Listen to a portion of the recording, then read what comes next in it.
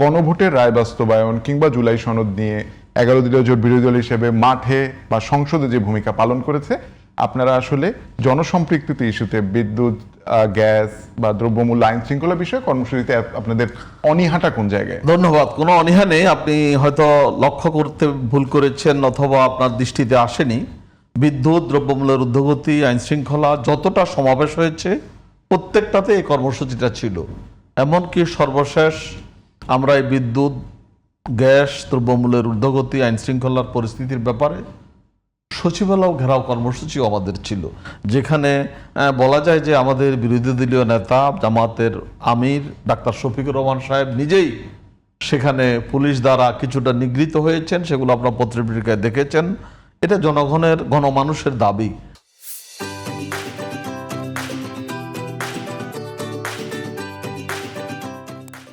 এই গণমানুষের দাবি, গণভোটের রায় যেমনিভাবে গণমানুষের রায়, ঠিক তেমনিভাবে গণমানুষের দাবি হচ্ছে এই জিনিসগুলোর প্রাপ্তি।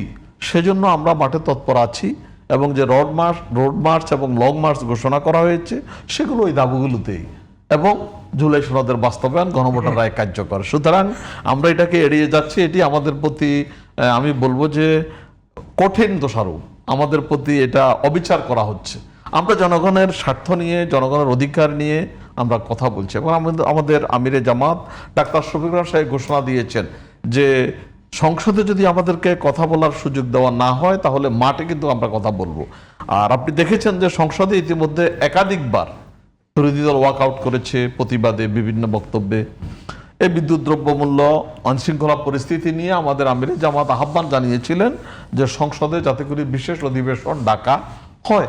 এখন অধিবেশন ডাকার দায়িত্ব যদি আমাদের আমিরের থাকতো অথবা ক্ষমতা থাকতো, তিনি এটিকে ডেকে দিতেন। সরকারকে তিনি পরামর্শ দিয়েছেন, আহ্বান জানিয়েছেন, কিন্তু সরকার সেটাকে আমলে নেন নাই। আমলে না নিলে সরকারে ক্ষতিগ্রস্ত হয়েছে। আমরা বলবো যে যদি সেটি বিশেষ অধিবেশনের মাধ্যমে এটার সমাধান হতো তাহলে লাভবান তো সরকার হতেন এবং জনগণ তাদের প্রত্যাশাটা পেত, তাতেও সরকারের প্লাস পয়েন্টে থাকে।